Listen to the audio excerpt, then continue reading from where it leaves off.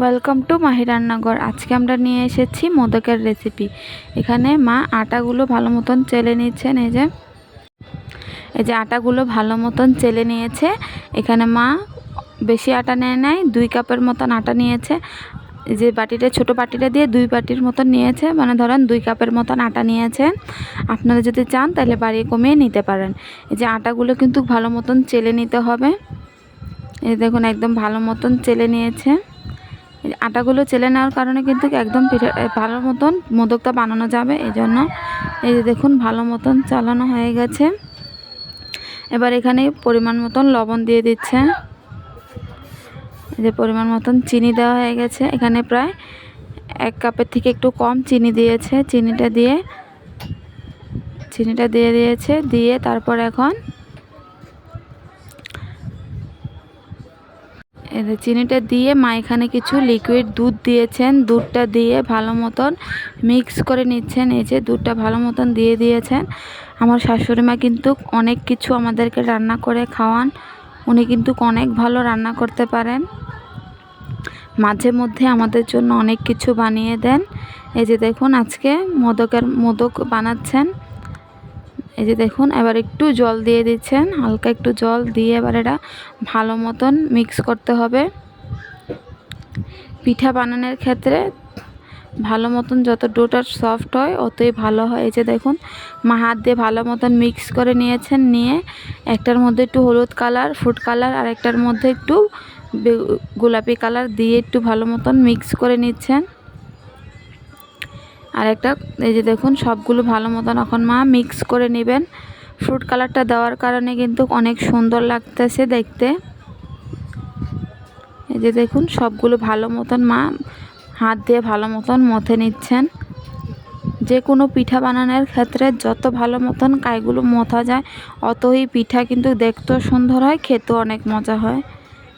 এই যে দেখুন মা এক এক করে কিন্তু সবগুলোর মধ্যে কালার দিয়ে দিয়েছেন। দিয়ে আবার ভালো মতন হাত দিয়ে মিক্স করে নিচ্ছেন।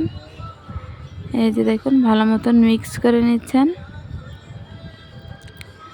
এই যে আরেকটু ফুড কালার দিয়ে দিচ্ছেন। দিয়ে আবার ভালো মতন মিক্স করে নেবেন। ফুড কালারটা দেওয়া কিন্তু অপশনাল, আপনারা চাইলে এভাবে বানাতে পারেন। আর যদি আপনাদের ঘরে ছোট সোনামণিরা থাকে তাহলে আপনারা এই যে কালারফুল কিছু বানালে কিন্তু বাচ্চারা কিন্তু অনেক ভালো খায় আর কি, অনেক পছন্দ করে তারা কালারিং কিছু দেখতে। এই জন্য মা একটু কালারফুলে বানাচ্ছেন, যেহেতু আমাদের ঘরে ছোট বাচ্চা আছে। এই যে দেখুন সবগুলো বানানো হয়ে গেছে। সবগুলো বানিয়ে এবার একখানে করে নিচ্ছেন।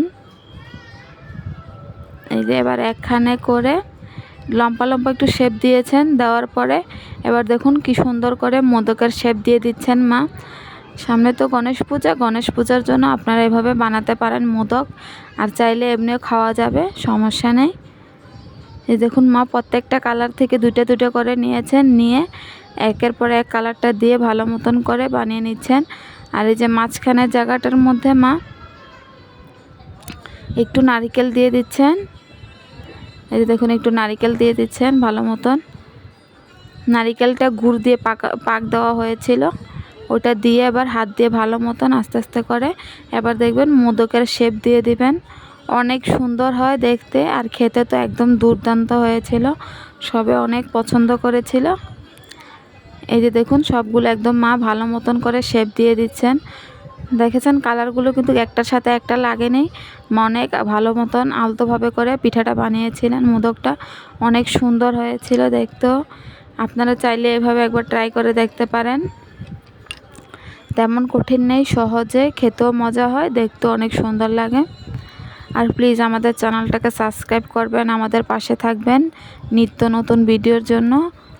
এই যে দেখুন মা এবার এটা মোদকের শেপ দিয়ে দিচ্ছেন। দেখতে কিন্তু অনেকটা সুন্দর লাগতেছিল। এবার একটা চামচ দিয়ে মোদকের মধ্যে একটা শেপ থাকে না লম্বা লম্বা, ওই দাগগুলো মা কাঁটা চামচ দিয়ে কেটে নিচ্ছেন। এই যে দেখুন একদম মোদকের মতন অনেক সুন্দর লাগতেছিল পিঠাটা। আপনারা চাইলে এভাবে একবার ট্রাই করে দেখবেন। এই যে চামচ দিয়ে লম্বা লম্বা করে দাগ টেনে নিচ্ছেন। এই যে দেখুন একদম মোদকের শেপ হয়ে গেছে। এই যে দেখুন মা এক এক করে সব পিঠাগুলো বানিয়ে নিচ্ছেন। অনেক সুন্দর হয়েছে পিঠাগুলো দেখতে। এই যে মা আবার এক এক করে সবগুলো পিঠা বানিয়ে নিচ্ছেন। আর মাঝখানে ফুটাটা একটা গোল লাল সাদাটা দিয়ে এক গোল গোল করে উপরে দিয়ে দিয়েছেন। মোদকের একটা শেপ এসে পড়েছে দেখুন। আপনারা চাইলে প্লাস্টিকের মোদকের বেছে ওগুলো দিয়ে দিতে পারেন, যেহেতু আমাদের কাছে ছিল না এই জন্য মা হাত দিয়ে মোদকের শেপটা দিয়েছেন। হাত দিয়ে অনেক সুন্দর হয়েছে দেখুন।